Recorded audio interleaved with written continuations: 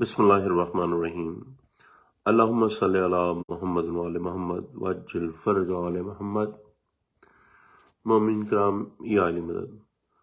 مومنین کرام، آج آپ کے سامنے مولا رسول اللہ صلی اللہ علیہ وآلہ وسلم کے فرمان اقدس پیش کرنا چاہتا ہوں جو امام علی علیہ السلام کی نسبت سے ہیں۔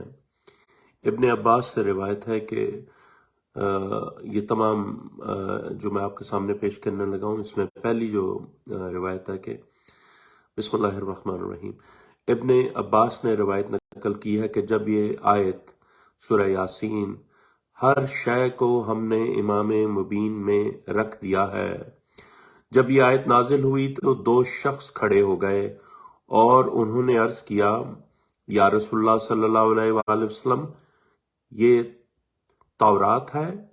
حضرت صلی اللہ علیہ وآلہ وسلم نے فرمایا نہیں۔ انہوں نے پھر عرض کی، اس سے مراد انجیل ہے؟ آپ صلی اللہ علیہ وآلہ وسلم نے فرمایا نہیں۔ تو انہوں نے پھر کہا، اس سے مراد قرآن ہے؟ آپ نے فرمایا نہیں۔ اس وقت حضرت امیر المومنین علی علیہ السلام داخل ہوئے تو آپ نے فرمایا، یہ وہ امام مبین ہے کہ جس میں ہر شے کے علم کو بھر دیا گیا ہے۔ علی علیہ السلام ہی وہ امام مبین ہے کہ جس میں ہر شے کے علم کو بھر دیا گیا ہے، نہ یہ انجیل ہے، نہ یہ تورات، نہ قرآن، جو تم ظاہری کتب کو دیکھ کر کہہ رہے ہو کہ شاید اس آیت سے یہ مراد ہے۔ مولا نے فرمایا کہ امیر المومنین علی علیہ السلام ہیں وہ جن میں ہر شے کے علم کو بھر دیا گیا۔ علی علیہ السلام ناطق قرآن ہے۔ علی علیہ السلام کے محب جیسا زمانے میں کوئی بھی سعادت مند نہیں ہے، یعنی اتنی اس کو جو علی کا محب ہے وہی سعادت مند ہے، اس جیسا زمانے میں کوئی نہیں ہے، زندگی میں بھی اور زندگی کے بعد بھی۔ اور علی علیہ السلام کے دشمن جیسا کائنات عالم میں کوئی بدبخت نہیں ہے۔ اللہ اکبر۔ زندگی میں بھی اور زندگی کے بعد بھی۔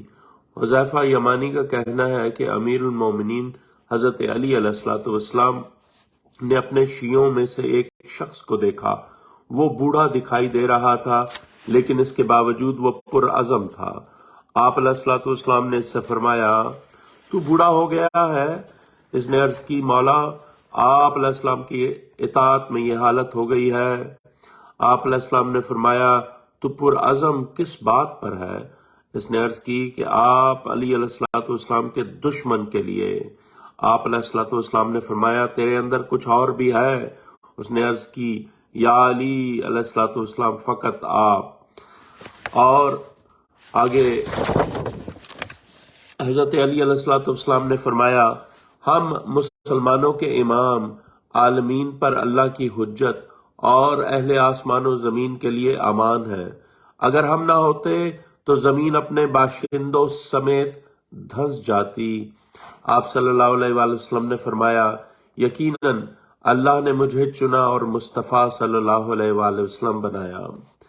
اور رسول اللہ صلی اللہ علیہ وآلہ وسلم نے فرمایا، یقیناً اللہ نے عالم میں مجھے چنا اور مصطفیٰ صلی اللہ علیہ وآلہ وسلم بنایا اور مجھے انبیاء کا سردار بنایا اور میرے لیے میرے ہی اہل بیت میں سے وزیر بنایا اور اسے تمام اوصیاء کا سردار بنایا۔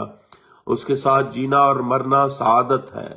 انہوں نے یعنی حضرت علی علیہ السلام نے سب سے پہلے میری تصدیق کی اور ان کا نام تورات میں میرے نام کے ساتھ لکھا ہوا ہے، اور ان کی زوجہ میری بیٹی فاطمہ صدیقۃ الکبریٰ، اللہم صلی علی محمد وعلی محمد وعجل فرجہم، سلام اللہ علیہ ہیں، اور ان کے دو بیٹے دنیا میں میری خوشبو ہیں اور جوانان جنت کے سردار ہیں۔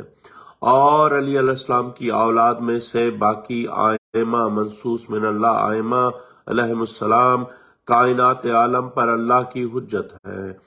جس نے ان آئمہ معصومین علیہ السلام کی اتباع کی، اس نے آتش جہنم سے نجات پائی۔ منصوص من اللہ امام آئمہ معصومین علیہ السلام کی اتباع کی تو اس نے آتش جہنم سے نجات پائی، اور جس نے ان منصوص من اللہ ائمہ علیہ السلام کی اقتداء کی اس نے صراط مستقیم کو پا لیا۔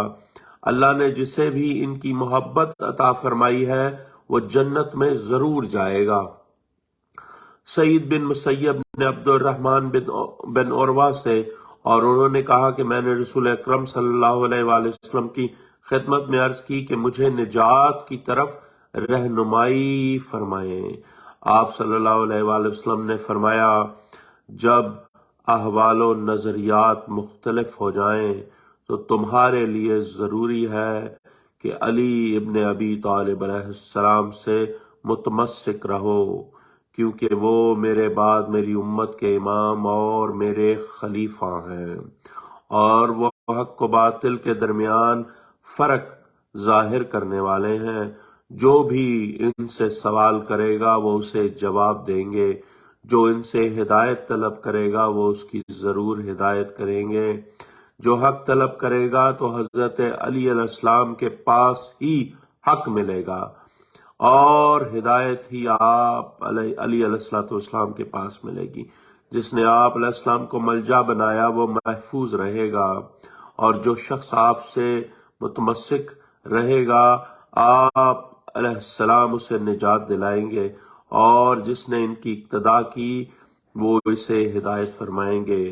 یا ابن سمرہ وہ محفوظ رہے گا جو انہیں اپنا مولا تسلیم کرتا ہے، اور وہ شخص ہلاک ہو گیا جس نے علی علیہ السلام سے دشمنی کی اور انہیں رد کیا۔ اے ابن سمرہ، علی مجھ سے ہیں اور میں علی سے ہوں، علی کی روح میری روح ہے، علی کا نور میرا نور ہے، وہ میرا بھائی ہے اور میں اس کا بھائی ہوں۔ اور ان کی زوجہ محترمہ اولین و آخرین کی تمام عورتوں کی سردار ہیں، اور ان کے بیٹے جوانان جنت کے سردار ہیں، اور حسین علیہ السلام کے 9 بیٹے جو امام ہیں، منصوص من اللہ امام ہیں، وہ اس بات انبیاء علیہ السلام میں سے ہیں۔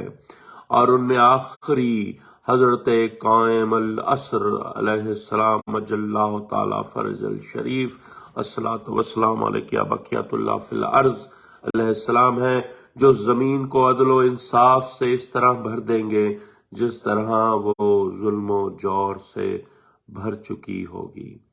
اللہم صلی علی محمد وعلی محمد وعجل فرجہم۔